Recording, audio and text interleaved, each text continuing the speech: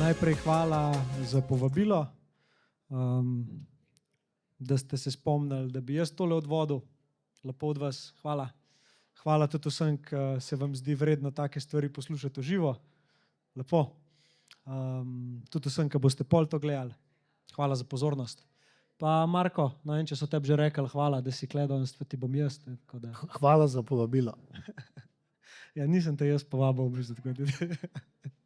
Ampak ja, zanimivo mi, da so se itak že pogovarjali nekaj časa nazaj, da bi se srečala v takem formatu.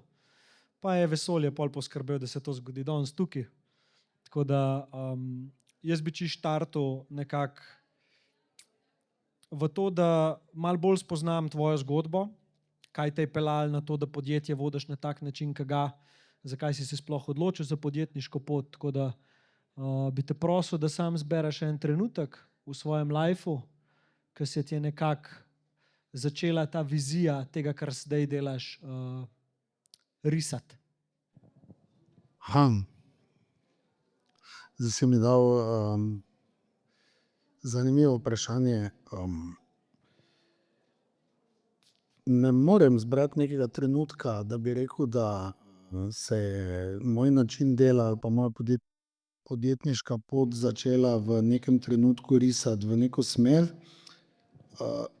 Bolj bi rekel, da je to izhajalo že morda z mojega otroštva, ker sem bil vedno malo poseben in sem se zapiral nekako v svoj svet, v svojo glavo, in takrat vedno razmišljal, da moram slediti sebi, ne glede na to, da okolica pričakuje od mene nekaj drugega.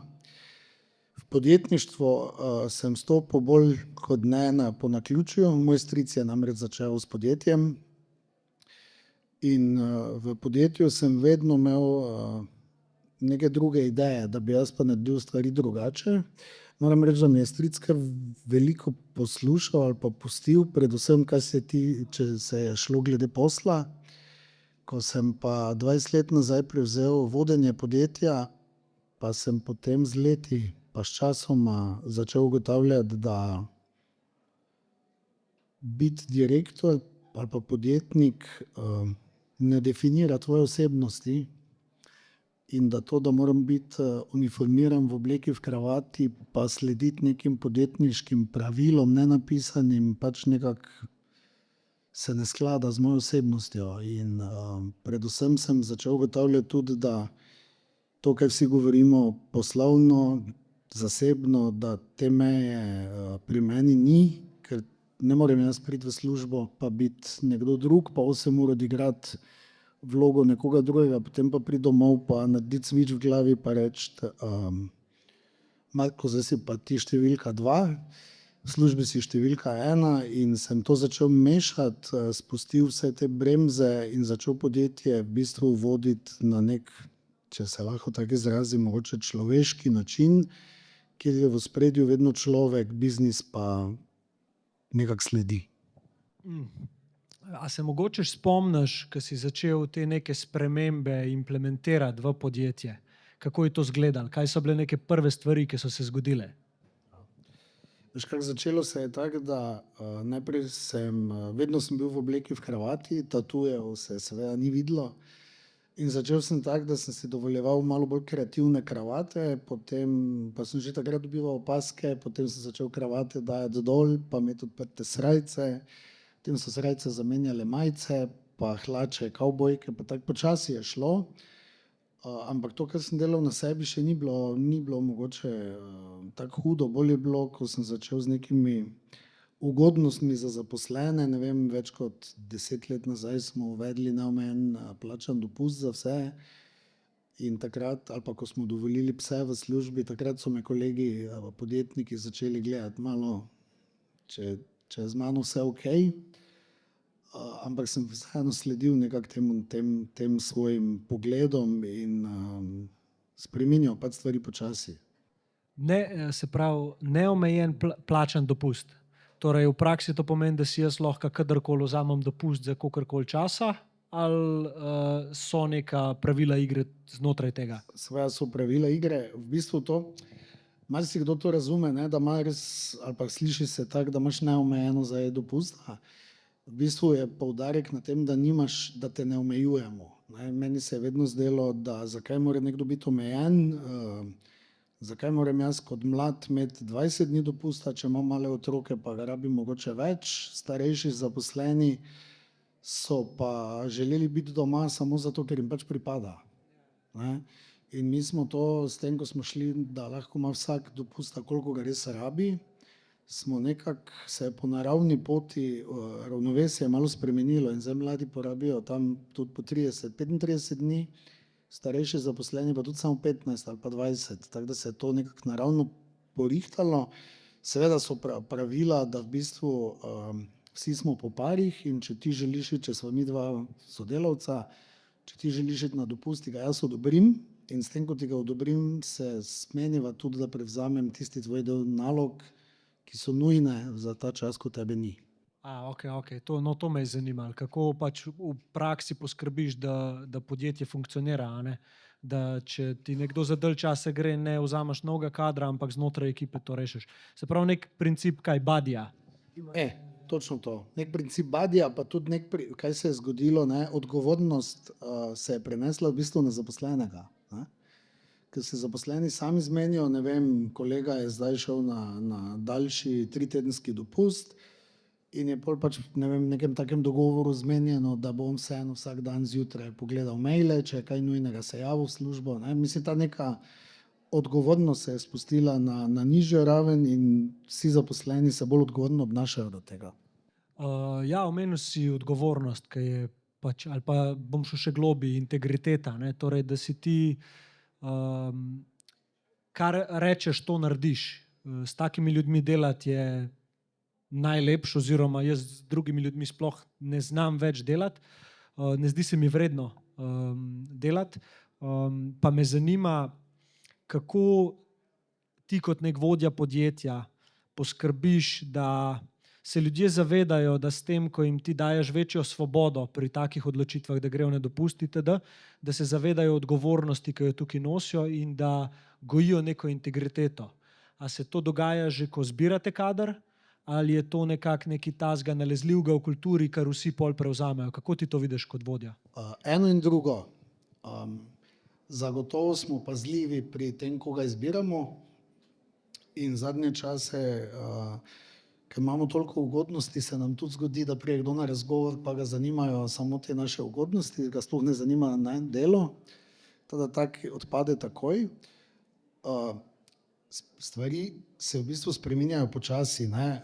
V podjetništvu, ali pa vse sam vidiš, veliko je nezaupljivosti, vsi kapitalisti smo slabi, že po defaultu, molzemo zaposlene in s to miselnostjo veliko ljudi tudi k nam pride, ne? In sploh mogoče na nižjih delovnih mestih, ampak potem s časom, z tem, ko stopijo v neko tako kulturo, jih ostali ljudje tudi potegnejo s sabo. Pa tudi sam probam vedno vsem svojim sodelavcem nekako razložiti in pokazati ali pa jih naučiti, da razumejo, da v podjetništvu pač ni pomembno, koliko časa delaš, pomembno je, koliko denarja zaslužiš. Ne? Da pač ure same po sebi ne pomenijo nič, pomeni vedno samo denar in da si nekako učinkovitost in da si usodo nekako delimo skupaj. Ne? Ko nam gre slabo, nam gre vsem slabo, ne samo meni, ko nam gre dobro, nam gre pač vsem dobro. In kako to, recimo, to izhaja zdaj, če gledava čisto neko hierarhijo v podjetju, a ne, ponavadi izgleda tako, da se neke vrednote direktorjev prenesejo na management funkcije in potem menedžerji to prenašajo na začetnike, rukije, kakorkoli, ne, juniorje, seniorje, saj nima veze. Zanima me, če pogledaš zdaj ti svoje podjetje zadnjih, ne vem, 20-10 let, rečva, 10, ker si začel uvajati te zadeve.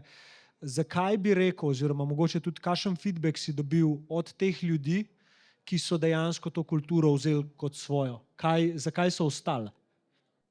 V bistvu je zanimivo, da se ne ostanejo vsi, ne?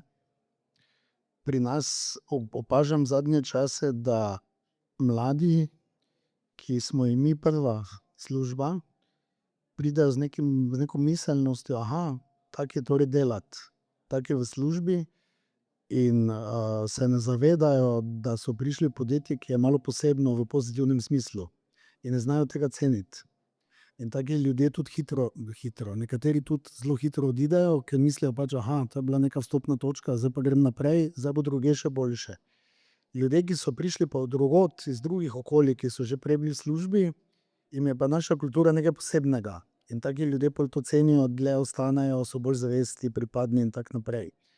Glede tega, kako se prenaša, pa zagotovo, če sem jaz tak, kot sem, človeški, pri nas se vsi tikamo, nihče me ne sme klicati direktor, ampak se kličemo po imenih, ne po funkcijah, potem se ta kultura pač, hočeš, nočeš, sama spusti na vse nivoje, ne, in gre to nek avtomatizem brez da bi moral nekomu razlagati, kaj so naše vrednote, kaj je naša kultura, ker jo enostavno živimo, in ko padeš k nam, padeš v to kulturo. Ok, zdaj nekako, ko si mi malo bolj orisal, ko si nam malo bolj orisal ta način, na katerega vodiš ljudi oziroma vodite ljudi, me zdaj, če si iskreno zanima, iz kje to izhaja pri tebi. Zakaj misliš, da je to nujno? Kaj je tisto, kar hočeš na ta način dati ljudem, svetu? Življenje je ful kratko, ne? Ko prideš enkrat čez Abrahama, pa začneš malo delati inventuro, ugotoviš, da pehanje za denarjem, za dobički, ne vem, jutri lahko zbolim, pa je vsega konec. In vedno sem živel po načelu, da je treba sadove svojega dela uživati že danes, ne čakati, ne vem, na penzijo pa pol reči, ne, ker lahko, da mi jutri več ne bo. Po drugi strani pa sem vzgojen v okolju, kjer smo vedno vse delili. In vse, kar smo ustvarili, sem moral vedno razdeliti med ostale, in sem nekako tako navajen živeti, da je treba vse dobro deliti in da tudi služba mora biti na nek način okolje, v katerega greš rad. Zadnjič sem slišal en dober primer, ko so nekoga vprašali, koliko časa dela na dan, pa je rekel niti 1 ure, ker je to vse, kar počnem, moj hobi in to ne štejem kot delo. In jaz si pač želim, da bi delovna okolja postala bolj človeška, bolj humana, bolj v smislu, ne da je moje življenje zasebno podrejeno mojemu poslovnemu, ampak obratno, da je v bistvu moje osebno življenje toliko pomembno, da se mi posel uspe prilagajati. In kaj bi rekel, da so neke karakteristike tazga okolja, ki je človeško? Zagotovo so ljudje bolj sproščeni, dajo več od sebe, radi so v službi. Med covidom so si na primer želeli, ali pa me je kar nekaj ljudi klicalo, če lahko prosim pridejo v službo, ker je v službi boljše kot doma. Ne, to ti da vedeti, kakšno okolje ustvarjaš, in v okolju, kjer so vsi sprejeti, kjer so neki iskreni odnosi, kjer si lahko to, kar v resnici si, se ne rabiš skrivati za nobeno masko, si v bistvu enostavno boljši, več daš od sebe, bolj inovativen si, predlagaš stvari, sugeriraš, daješ ideje, inoviraš in v bistvu se ta odnos prelevi do tvojih kupcev, do tvojih strank. In to je tisto, kar mislim, da ko zaokrožim nek krog, se v bistvu vse nazaj vrne. Sigurno ena zelo pomembna stvar, ki si jo omenil. Ja. Druga stvar, ki bi te rad vprašal po njej, je pa, ki se meni zdi zelo pomembna, da to funkcionira, je pa jasnost znotraj podjetja. Ne? Torej, da ljudje se zavedajo, da je še vedno treba neke naloge opraviti in da vejo, kje te naloge so. Ker ko ti človeku daš nekaj, po čemer on lahko presodi, a je koristen ali ni koristen, tako izgine ta strah pred, a sem dovolj dober, da me bojo obdržali, itd. Tako da me mogoče še malo ta del zanima. Kaj delate za to, da poskrbite, da so ljudem naloge jasne, kako vodje mogoče tudi komunicirajo, a imate tukaj kakšne sisteme? Ja, mislim, tako kot sem ti prej rekel, ne, da želim ljudem predstaviti podjetništvo, da ga razumejo, ne samo, da si mislijo, jaz delam zame ali pa za to firmo. Mi vse stvari zelo jasno komuniciramo, povemo vse, zakaj nekaj počnemo, kam želimo s tem priti, zakaj delamo stvari. Vedno je pač pomembna razlaga, zakaj. Ne? Da ne rečem samo, ti moraš to narediti, ampak da veš, kaj počneš, zakaj je to pomembno.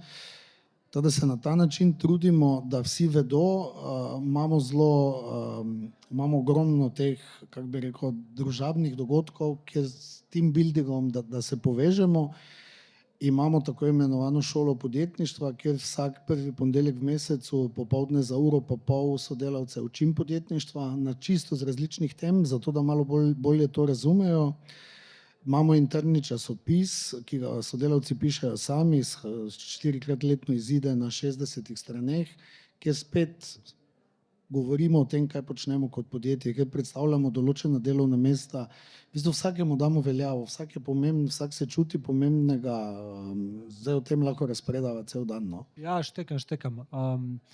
Bom zdaj malo bolj na te obrnil zadevo in te vprašal, mogoče bo težko vprašanje, ampak pač me zanima, kam bo peljalo.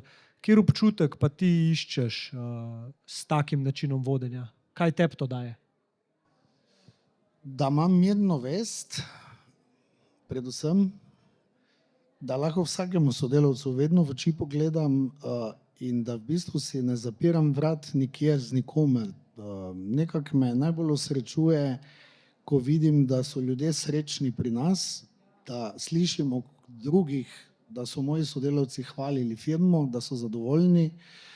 Predvsem pa mi daje ta notranji občutek, ko vidiš, bom čisto plastično povedal, ne, ko damo v teh časih, ko vidiš, da včasih kariernih sejmov ni bilo, ne.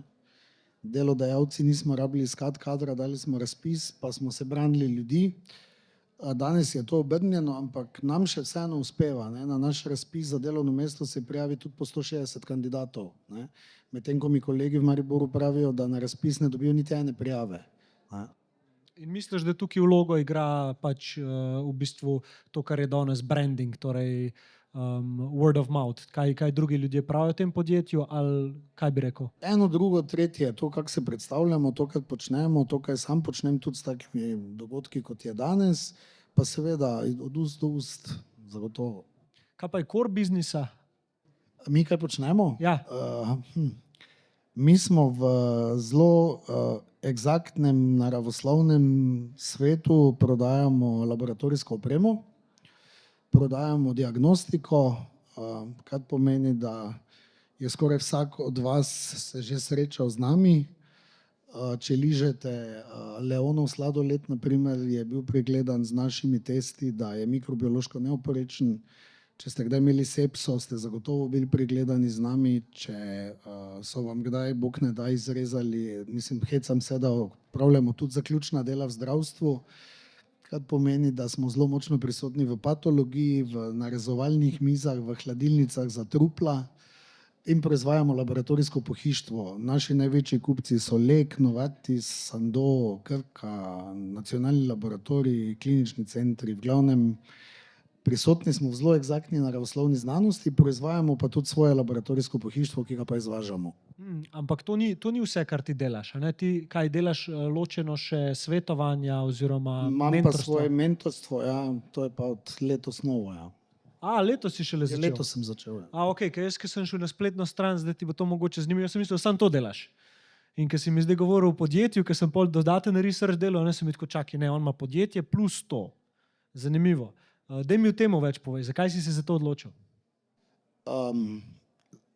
Vidim, da je to, kar počnem s podjetjem, naleti na zelo pozitiven odziv in da se vedno več mladih, predvsem podjetnikov, zgleduje po nas, da bi želeli biti tudi, ne vem, če je to zdaj pravi izraz, moderni podjetniki v današnjem času, da bi želeli podjetja voditi bolj avtentično, bolj pristno, bolj izhajajoč iz sebe, ne iz tega, kar poslovni svet pričakuje. In veliko ljudi naleti tu pač na nek svoj lasten zid, ki bi jaz rekel strah. Kaj pa, če ne bom sprejet, kaj pa, če bom stvari probal delati malo drugače. In sem ugotovil, da da rabijo nekoga, ki jih včasih malo jim postavijo ogledalo ali pa jih malo porine, da se res plača ostati avtentičen, slediti sebi in iti po tej poti. Ja, lahko reči, težje narediti, mislim. Kaj tebe pripeljalo do tega, da si sprejel avtentičnost svojo? Ja, vse ostalo je igra. In če ne morem biti tako, kot sem, potem to nisem jaz. In jaz ne znam drugače. No? Jaz bom iskreno pokazal, če mi nekaj ni všeč, in iskreno se bom veselil, če se imam kaj za veseliti, nikoli pa ne znam hliniti ali pa narediti nekega izraza, wow, v bistvu si pa mislim, fuck. In tega enostavno ne znam. Te tatuji so del mene, jih ne skrivam, moja oblačila so del mene, način, kako vodim podjetje, da se tikamo, da se odkrito pogovarjamo o vsem, da sam govorim o vsem, kar se mi je zgodilo. Ne vem, to je del mene in ne znam biti drugačen.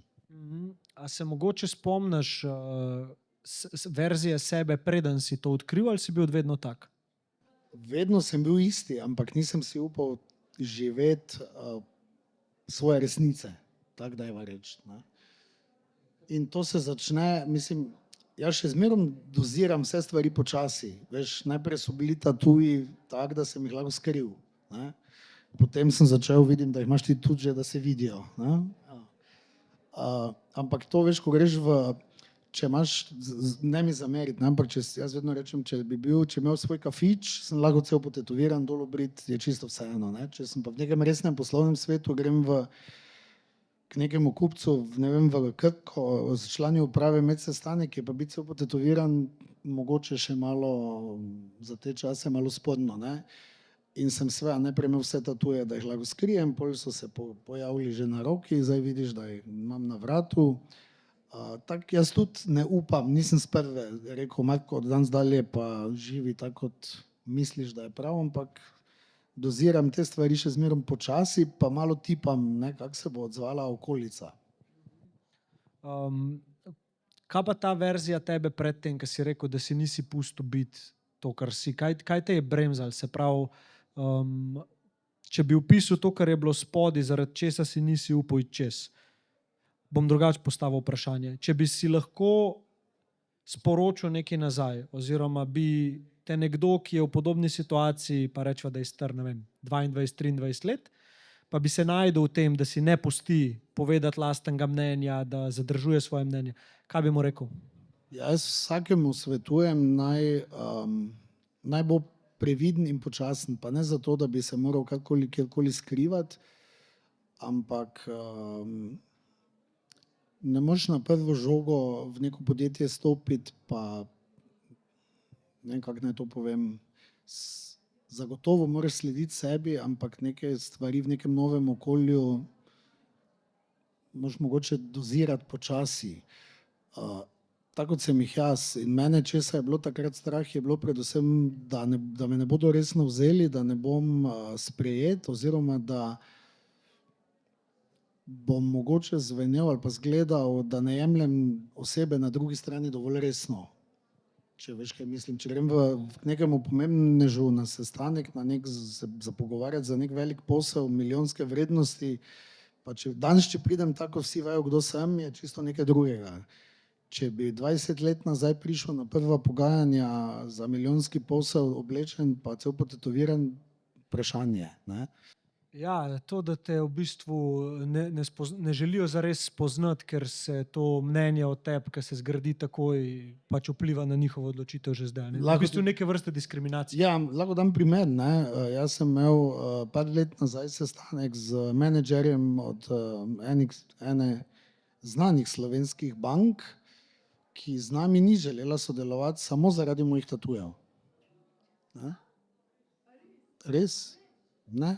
Niso jim bili všeč, se tatuji niso samo všeč.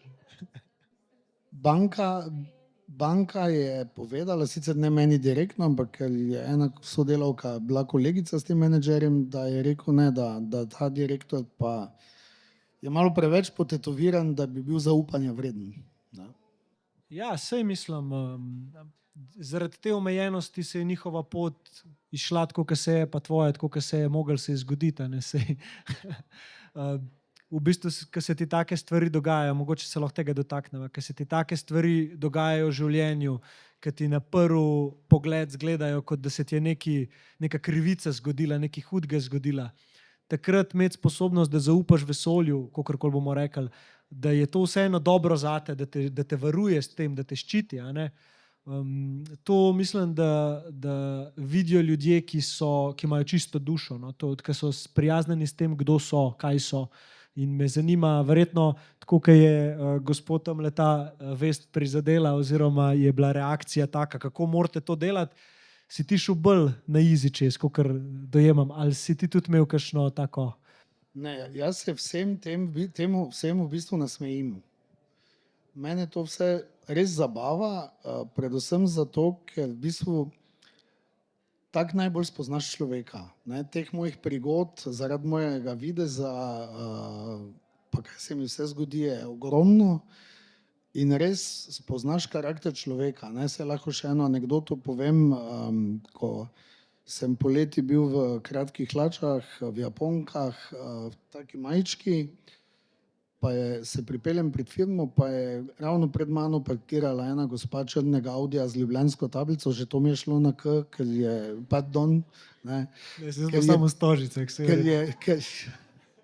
ker je pisalo, ne, rezervirano za službena vozila in ona je parkirala, ker je pač bila senca, ne, in ko sem gospe lepo prijazno povedal, potem sem ugotovil sicer, da je tujka, da je imela rentakar, da ni bila Ljubljančanka.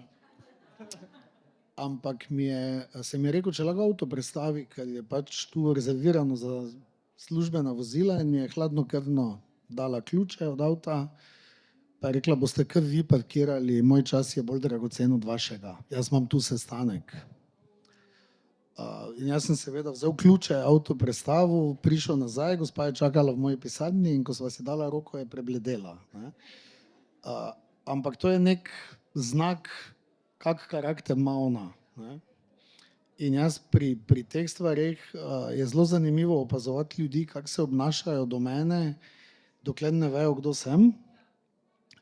Pa še z leti sem ugotovil, da imam v bistvu mogoče celo taktično prednost, ker se ljudje ob meni zelo sprostijo. Ne, zelo se sprostijo in zelo spustijo nek svoj obrambni mehanizem, ker si mislijo, to je tako zelo tako preprostega, bomo na hitro. Ne? In mi to potem v nekih pogajanjih, ljudje malo to pozabijo, da vseeno znam zelo dobro poslušati in sem to velikokrat obrnil v svojo korist. Mislim, da bi mi scenarij od filma govoril zdaj, ko mi te zgodbe govoriš. Ne? Jaz si tega res ne predstavljam. Mislim, se mi zdi, da danes je vse veliko bolj sprejeto. Mislim, niti si ne moreš pa danes privoščiti, da bi bil diskriminatoren, ne? Ker te bojo dejansko, pa te, ki se borijo za sprejetost vseh, pribili na križ. Ja, veš, ampak recimo jaz sem zelo zagovornik sprejemanja odprtosti, bodi to, kar si, ne ločujem, ne po videzu, ne po spolu, ne po letih, po ničemer, res ne. In sem sam doživel letos en velik šok, ko sem v naši proizvodnji, kjer je zaposlenih približno 60 ljudi, mi proizvajamo pohištvo, torej čisto lesno obdelovalna mizarska proizvodnja, tipični moški poklic. Ne? Ampak mi smo z februarjem ekipo malo zamenjali in imamo od 6, ki vodijo ta del, 5 žensk in enega moškega. In direktorica programa je ženska. In sem sam bil šokiran, ko sem nastavil žensko namesto moškega za vodjo tega moškega dela, da je kar nekaj sodelavcev reklo, baba mi pa že ne bo šefica, ali moram jaz zdaj začeti tudi kiklo nositi, da bom v firmi še kaj veljal. In sem bil res šokiran, da v mojem okolju, ki ga sam gradim z vključujočim načinom, da se najdejo ljudje, ki jih že to moti, da jih ženska komandira. In smo se letos kar nekaj moških poslovili tudi zaradi tega, ker tega pa ne prenesem, da bi bila krive pete ali pa krilo, ali boš nekoga spoštoval ali ne. Bravo, ja, mislim, spoštovanje tukaj definitivno zelo pomembno, ampak a si se kdaj spraševal, zakaj je v resnici prišlo do te reakcije z njihove strani? To je nizka samopodoba, slaba samozavest, to je iskanje nekih odgovorov ali pa bom rekel laganje samemu sebi, ne, ali pa opravičevanje svoje lastne nesposobnosti, mislim, jaz sam tega ne razumem, ker vsak človek je zame človek in nima nobene veze. Ne. Tako da si niti ne znam prav razložiti. Čistko malo, če brainstormava zdaj, a ne, čisto iz tega vidika, kaj bi mogoče podjetja lahko delala proaktivno s svojimi zaposlenimi oziroma jim pomagala doseči pri sebi, da ne bi prišli do takih izbruhov, ki so posledica, tako kot si rekel, ali je to slaba samozavest oziroma nekaj, kar je neka mogoče celo otroška rana, ne, ki pride na ta način na površje. Zavrnitev, nekdo je boljši od mene in zdaj to ženska. Tako, ne verjamem, da so si res oni sami krivi za to, da je do tega prišlo, ampak je bila to posledica nečesa, kar bi mogoče z več pogovora, še več odprtosti, še bolj neki, ne toliko teoretičnega znanja, ampak znanja zavedanja skozi izkušnje ljudem odprlo, da bi se počutili bolj varne, tudi takrat, ko so oni na tisti strani, ki se jim dogaja krivica. Ne. Če zdaj greva v to smer, ne, potem se vse začne pri vzgoji. Če moji otroci nikoli niso slišali, da je moški več vreden od ženske, če nikoli niso slišali, da bi se jaz z mojo bivšo ženo oziroma z mamo mojih otrok prepiral o tem, kdo od naju je bolj sposoben ali pa kdo ima bolj prav, in če so otroci vzgojeni v nekem duhu sprejemanja, odprtosti, vključevanja, potem to pač prenašajo naprej. In jaz pri svojih 3 vidim, da noben nima s tem težav, zato ker ravno mi živimo ali pa smo zgled tega. In verjamem, da to drugi prinesejo od doma, iz vzgoje, pač iz sistema, ki je tako, kot je. Ne? Moški mora poskrbeti za družino, moški mora zaslužiti več kot žena, moški je tata, mata, ampak to se pa bolj odraža tudi na drugi strani, ne? Da pa spet ženske pa potem lažje govorite ali pa govorijo o svojih duševnih stiskah, tu se pa moški začnemo zapirati, pa imamo tu sami s sabo problem. Ne? Tako da, ampak to vse prinašamo s sabo. Ja, definitivno, ampak a se ti zdi pomembno za kulturo podjetja, da razmišlja tudi o psihološkem stanju in kaj lahko dela vsak dan oziroma znotraj te kulture za to, da zaposleni delajo na tem sami, da se zavedajo pomembnosti? Zagotovo. Ko so moji otroci bili še mali, pa so mene vprašali, a ti kaj delaš ti v službi? Ne? Pa nisem hotel reči, da sem direktor, ker se mi je zdelo, ne bojo potem v vrtcu ali pa v osnovni šoli se važili, kao moj foter je direktor, sem jim rekel, da moje delo je zelo podobno delo vzgojiteljice. Ne?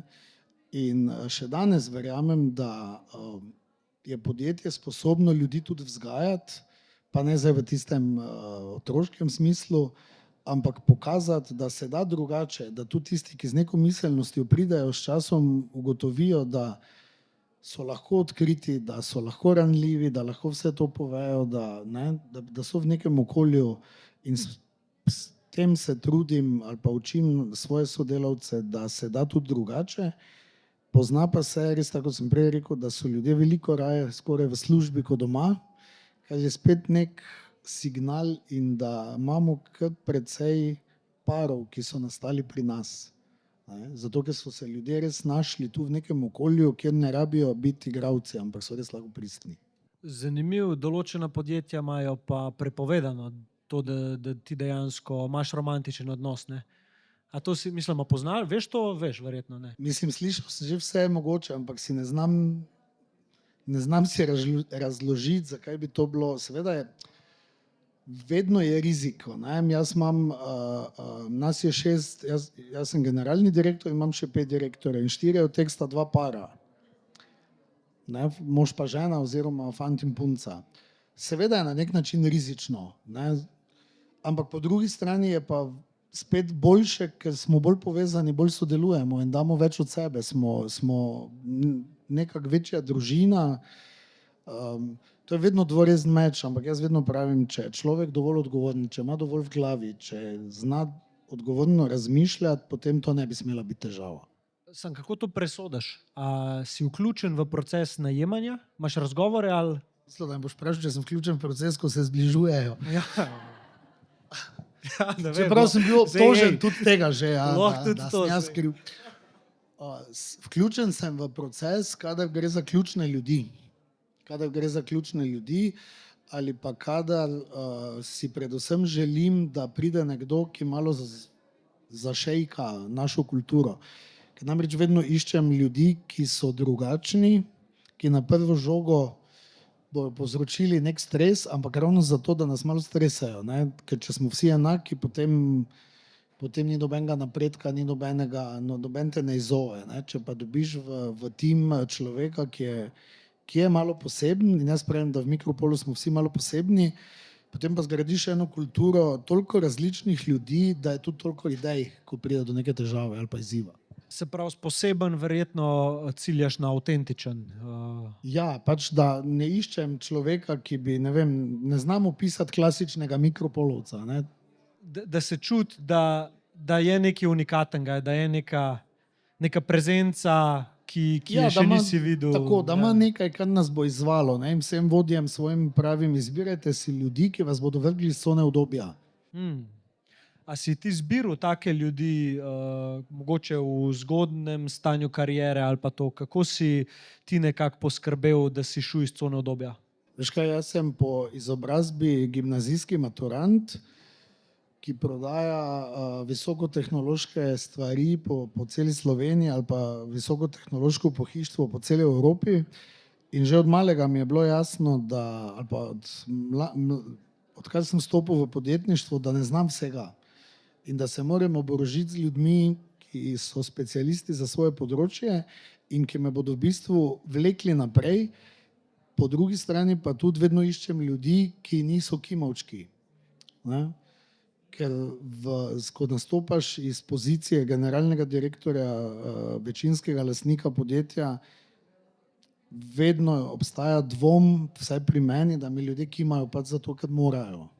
Ne? In zato sem iskal ali pa iščem posebej ljudi, ki imajo jajca, ki mi rečejo, ne, tu si pa zajebal, tu pa se ne strinjam s tabo. Ne? Zato, ker to mi daje tisto, da še res dvakrat premislim, pa grem potem naprej. Kako bi pa rekel, kaj bi rekel mladim danes, recimo študijska leta, študij gre proti koncu, rabim neko strategijo, da se obkrožim s takimi ljudmi, ki si govoril, kako jih najdeti, kako pristopiti, kaj bi ti rekel? Jaz bi rekel, da je treba biti čim bolj odprte glave, pa poizkušati, probati, iskati. Predvsem si tudi za svoje podjetje ne želim imeti ljudi, ki pridejo nekam, pa so potem nesrečni. Ne? Če prideš v neko okolje, pa vidiš, da to ni pravo, pojdi čim prej ven. Ne? Ja, to je en koncept, s katerim sem se jaz tudi dosti igral, in sicer, ko nekdo pride na razgovor za službo, velikrat je cilj tega, ki pride, samo da dobi službo. Torej, zmaga zame je, da danes tukaj dobim službo. Ampak kaj, če si tudi ti prišel ugotoviti, a sploh je ta služba zate? Koliko več ljudi bi pol sprašvali več stvari na razgovoru, kot pa odgovarjali na vprašanja? Veš, kaj mislim? In mi je bilo všeč vedno, ko sem recimo najemil nove ljudi, čisto osebna izkušnja, ko so prišli ljudje, ki so mene intervjujali. Kdo si ti zdaj tukaj na tej strani? Kaj mi lahko le ponudiš? Kdo bo moj vodja? Itd. Da je bila neka ta proaktivnost, mene je to zelo navdušilo. Za take sem se vedno potrudil, da se je mogoče naredil tudi prostor, tudi če ga ni bilo. Veš, kaj mislim? Enako, tu se popolnoma strinjam. Če najprej rečem to, moti me pri veliko današnje mladine, pa ne mi zameriti, da je postalo primarno, kjer se bom jaz, da ni več primarno, kaj bom delal, pa kaj bom v bistvu, kaj so moje delovne vrednote. Ne? In pri nam se dogaja, da imamo en zelo jasen filter, eno sito, če ljudje na razgovoru, sploh mladi, v glavnem sprašujejo o ugodnostih, out. Najprej te naj zanima, kaj boš počel, kaj boš tu pri nas delal, kaj lahko doprineseš, kaj ti lahko ponudimo v smislu tvoje osebnostne rasti. Take ljudi iščem. Ne? In če naletim na človeka, ki je proaktiven, kar se mi velikokrat zgodi, potem seveda tudi mi skariiramo delovno mesto, ker takega človeka hočemo imeti. Ja. Mislim, najlepše, kar se lahko zgodi, je, da v procesu tega poskusnega obdobja si toliko odprt, oba dva, da sta toliko odprta, da dejansko ugotovita, a je tukaj neka sinhronija, s katero lahko vsi imamo nekaj od tega, ali tega ni. In všeč mi je, ko vidim, spoznam ljudi, ki so zelo hitri, Torej, grejo, nekaj ugotovijo, se nekaj naučijo in poskušajo dalje. A ne. Jaz recimo sem bil v svojih zgodnjih dneh, ker sem ogromno želje imel potem, da se dokažem. Vedno, ko sem prišel v okolje, sem se začel prilagajati, nekaj glumiti, zato da sem bil sprejet in zato da so mi dali job ali nekaj. A ne. In potem sem jaz po 3-4 mesecih bil tako pa da se mi sploh ne sede to delati. Ampak šele, ker sem dobil neko novo ponudbo, kjer sem jaz spet bil samozavesten, da ne bom izostal, bil izuzet. Kaj je nekaj, kar bi mogoče lahko malo pobrainstormala okoli tega. Mladi v 20-ih, danes, kako pristopati do življenja nasploh? Čistko, vem, da bo to zdaj filozofsko, ker sva oba že ta 20 dala čez, ampak glede na tehnologijo, glede na družbo, v kateri smo, kaj misliš, da bi bil nek cool pristop tako enega mladega človeka, ki si želi razvijati, kako bi se loteval lifea, poslovnega predvsem? No? Predvsem biti čim bolj proaktiven, zelo proaktiven. Poskusiti čim več stvari, probati se v različnih vlogah, v različnih stvareh, predvsem poslušati sebe in ne se zadovoljiti. Ne? Jaz mislim, da je jaz še danes, jaz se počutim, glava se mi ni spremenila, ko sem bil 20 let star. In jaz še danes iščem vsak dan, kaj lahko spremenim pri sebi, kaj lahko spremenim v družbi ali pa v podjetju, kaj lahko naredim, da bomo še boljši, da bomo drugačni. Predvsem se ne smemo naveličati. Ne? Zdi se mi, da smo vsi vzgojeni bili v nekem duhu, da bomo končali šolo, dobili službo, si našli ženo, ustvarili družino in imeli dom. Ne? In te ambicije nam vcepljajo že kot malim otrokom skozi pravljice, ne? In potem kako se pravljica konča in živela sta srečno do konca svojih dni. In to se zgodi tam po 20, ne? 25, ko doštudiraš, imaš familijo, pri 30 danes mogoče in potem se v glavnem vsi ustavimo. In to se mi zdi večji problem, kot kaj nekdo pri 20 počne. Se mi zdi večji problem, da se večina ljudi pri 30 letih ustavi in neha razmišljati, da v bistvu imajo še 50 let življenja, ki ne bo vsak dan enako in ni konec. Ne? Zdi se mi, da veliko smo naučeni, ravno če zdaj grejo filozofsko v to, ne? Ko boš našel službo, se vsedeš in zdaj imaš pa službo. Ja, gledava, če pogledava čez avta, se gre tukaj za neko iskanje udobja. Ne? Torej, da je cilj najti udobje in potem v udobju živeti srečno do konca svojih dni. Ampak po moje, da se ti tega dobro zavedaš, da tako, kot si prej rekel, življenje je prekratek za to, da bi ga gledali iz tega fotelja samo udobno, ker šele, ko bi se končalo, oziroma prej bi se končalo, bi si želeli, da bi več tvegali. To skoraj vsi rečejo, ker niso veliko tvegali. Pismo, žal mi je, da nisem une punce vam povabil, žal mi je, da nisem štartal biznisa itd. Se pravi, vedno je obžalovanje tega, kar nismo naredili, ne tega, kar smo. Teh, ki so naredili največje pizderije, malih reče, sam da tega ne bi naredil. Jaz za vse svoje pizdarije rečem hvala Bogu, da sem jih naredil, ker sem se nekaj naučil. Ne? In jih ne bom ponavljal, če so bile res slabe, ali pa bom jih, če so bile dobre. Tveganje. Mene res ni strah, ničesar. Verjetno to izhaja tudi malo iz mojega karakterja, pa malo iz ADHD-ja, ki me v bistvu v strahu res ne poznam. Ampak, ko sem bil mlajši, pa sem bil pred nekim tveganjem, ali pa tudi, če sem danes pred tveganjem, jaz vedno razmislim, kaj je najslabši možni scenarij. In če se zdaj pogovarjamo o nekem podjetništvu, kaj je najslabši možni scenarij, da propadem. In kaj potem? Lih to sem slišal zanč, kva sem meril, ali nekaj sem slišal, podcast sem poslušal, od Stevena Bartletta nekaj je bilo. In je bilo vprašanje, kaj naj, človek je vprašal iz publike, je rekel, kaj naj naredim s tem strahom, ki ga imam, da bom ratu broke, torej, da bom zgubil ves cash. No in mu je človek na drugi strani odgovoril, če lahko pove, kaj se je, česa se res boli, kaj se res slabega lahko zgodi, tudi če pride do te točke. A ga ne bi na nek način to dal v pozicijo, da bi iz tega zrastel, da bi iz tega nekaj novega se naučil. Zakaj se toliko tepamo tega, kar nam ni udobno? In mi je bilo zanimivo, oprosti, sam dokončam. Mi je bilo zanimivo, kako je pač se mimika obraza tega človeka spremenila, ker je preprosto pri sebi sprejel, ok, tudi če sem fucking broke, jaz lahko še vedno iz te točke nekaj naredim iz sebe. Kaj da bi nekako strah zginil, ker je bil itak imaginarni, a ne. Dokler ti nisi v situaciji, te bo vedno strah. Tako kot smrti, recimo. A ne. Ko enkrat sprejmeš, da pride, za vsakega je prišla, te jo ne bo več strah. Šele ko si pa ti v situaciji z določenim stanjem, česarkoli, takrat šele ti lahko si pogumen. Predtem ne moreš biti. Res je pa strah. Meni je na primer en velik preskok se zgodil v letu 2023, ko smo mi že prejeli ne vem koliko nagrad, priznanj na vseh živih podcastih, sem kot primer nekega podjetja, ki je lahko uspešno tudi na drug način. Ne? In 2023 avgusta smo mi imeli 1 800 000 evrov izgube, prvič v zgodovini, in sam nisem vedel, kaj ne naredim. In takrat me je začelo resno postajati strah, da bomo propadli.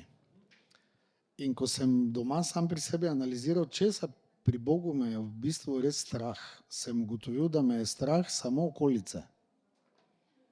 Da v bistvu tisti moj strah izhaja samo z tega, vedno si bil slikan kot uspešen, zdaj boš pa enkrat propadel. Ne?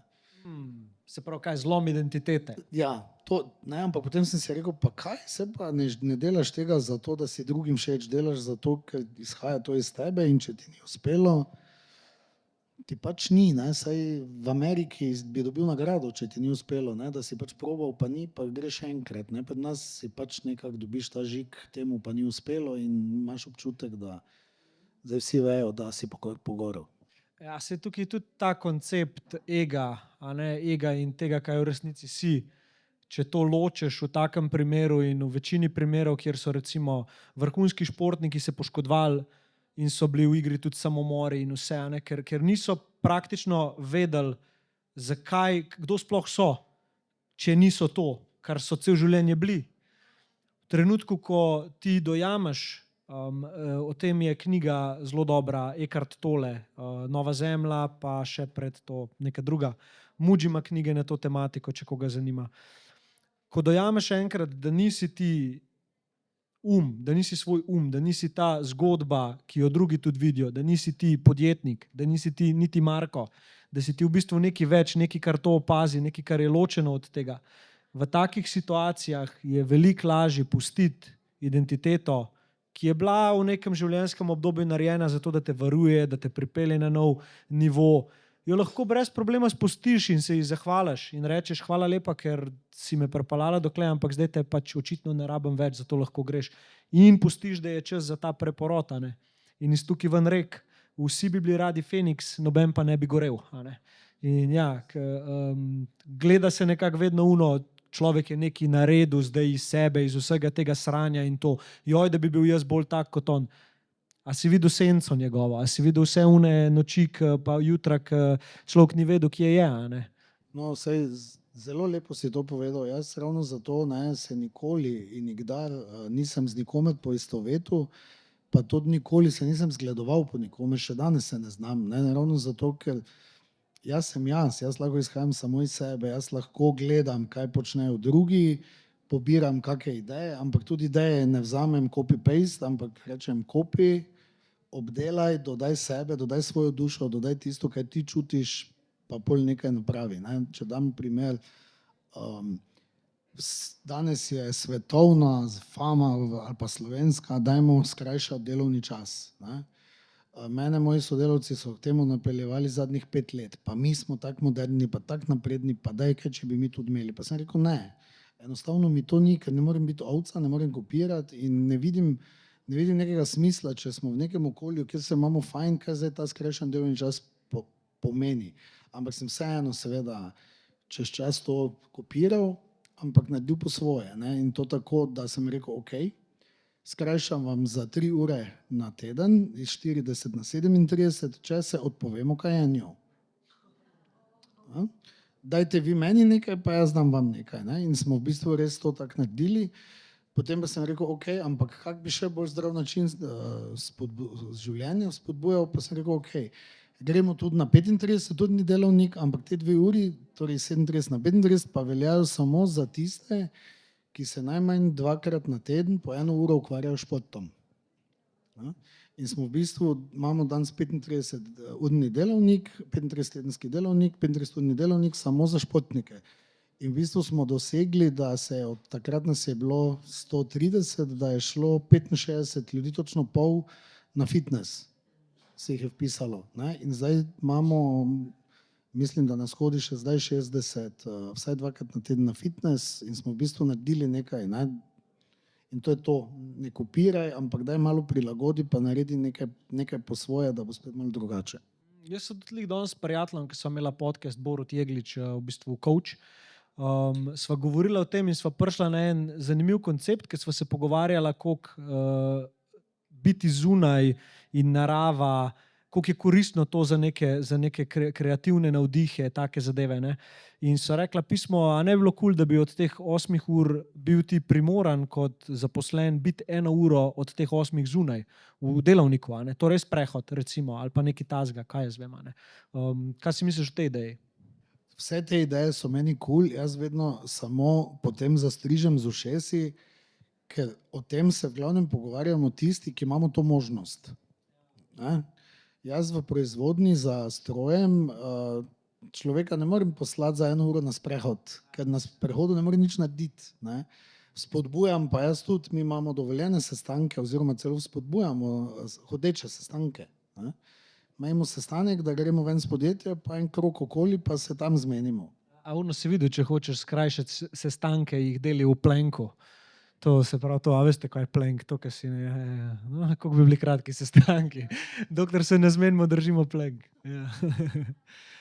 Lej, jaz svojim gostom za zaključek vedno postavim eno vprašanje, pa ga bom danes tudi tebi. Pa mogoče si lahko tudi vsi vi to pri sebi odgovorite, kar bom zdaj vprašal. In sicer vprašanje je, če bi jutri umrl, kaj bi danes sporočil svetu? Življenje je kratko, je samo, to kar vedno povem, življenje je zelo kratko, samo moje je in zato dajte vsi živeti tako, kot vam paše, ne se uklanjati drugim, sploh pa ne, lepo prosim, skrbeti za to, kaj si drugi mislijo o vas, ker nikoli ne bojo vsi lepo mislili, vedno se bojo našli tisti, ki bojo grdo mislili in vedno je važno, da slediš sebi, da si notranje zadovoljen in jaz sem pripravljen danes umreti, ničesar ne bi obžaloval, res ne, se večkrat sprašujem, kaj če jutri umrem, pa si vedno rečem, umrl bom z nasmeškom, za res nič mi ne bo žal, mi je pa groza ljudi ali pa strah za ljudi, ki se uklanjajo drugim, živijo po pričakovanjih drugih in potem, ko odhajajo ali pa ko vejo, da se jim življenje izteka, jim je žal za vse, česar niso naredili, zakaj niso bili takšni, kot so si želeli in to se mi zdi, da je največja tragedija po življenju. Marko Verdel, hvala ti. Hvala tebi za Hvala tudi vam.